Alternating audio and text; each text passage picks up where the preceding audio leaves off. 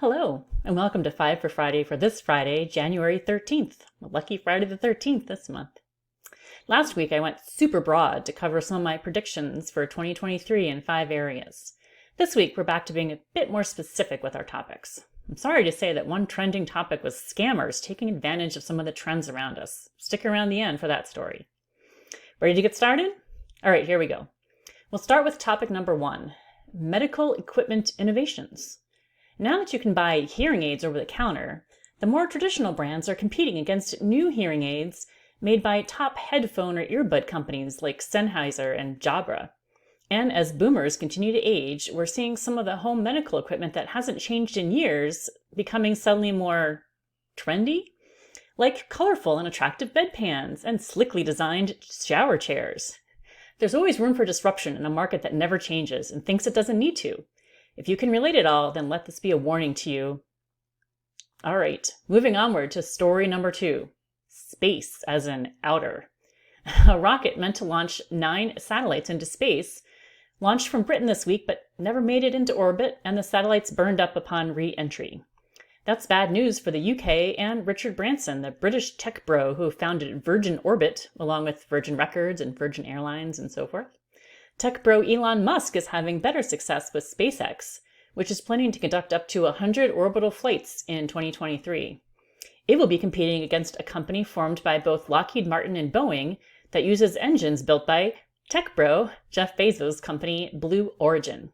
Are you sensing a theme? I guess we should be grateful for the one-upsmanship of the tech bros for this newfound interest in space travel. Another story and some more detail in the newsletter for those who subscribe, so check that out. And let's move on to story number 3. Bad weather is trending. Let's start in Utah, where the Great Salt Lake is turning into a tiny super salty pond. It has lost nearly 3/4 of its water, and without drastic changes in water usage, the whole ecosystem around the lake could collapse in the next few years. Moving on to the East Coast, the warmer the world gets, the stronger the cyclones and hurricanes will be, which isn't great news if you live near the water.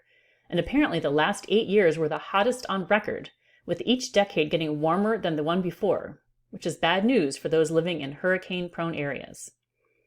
Back in California, the state is dealing with atmospheric rivers, where there's so much water in the sky, it's like a river is falling onto land.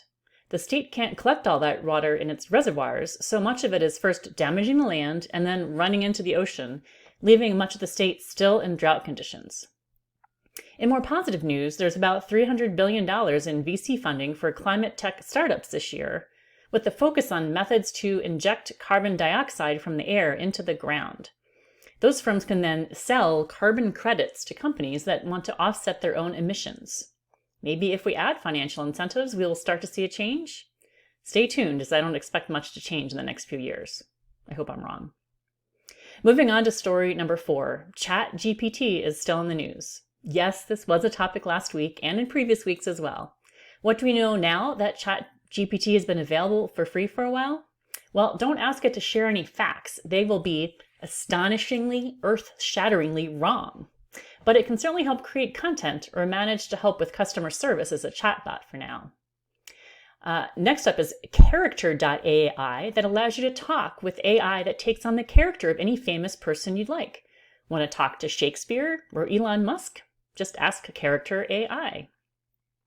And another chatbot is taking on the role of providing legal assistance in an upcoming court case. Watch out, lawyers, AI is coming for your job.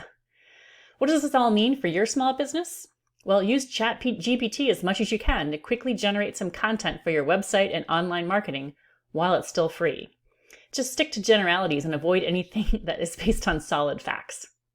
All right, now let's move on to our final story, story number 5, startup scams, as I mentioned at the start. Beware of these scams. If you are shopping online, make sure you're buying from the actual legitimate seller, not a fake site, which can appear very convincing these days. And they're offering huge discounts on products they will never deliver after they've captured your credit card information. This is becoming a huge problem for online sellers like Bombas. And if you're in need of fast cash, stay away from MV Realty, a company offering $1,000 cash. And all you have to do is agree to use their company as your real estate broker if you decide to sell your house anytime in the next 40 years. Lawsuits have ensued as many people were duped and didn't realize what they were agreeing to. Also, be aware of fake remote jobs.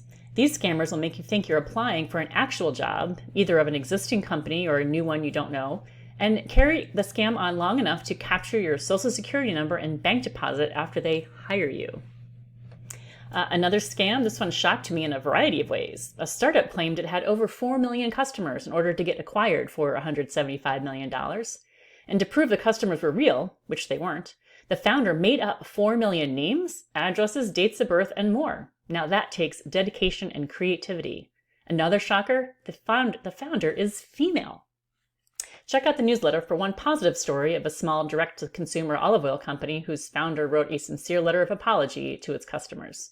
Nice to end on a good note. More details in the newsletter. Finally, 2 bonus stories this week in the newsletter. First, manufacturing execs are overwhelmingly positive about the future. And next, did you know that there will be more guys named Mike chairing committees in the U.S. House than there will be women chairing committees? Sad.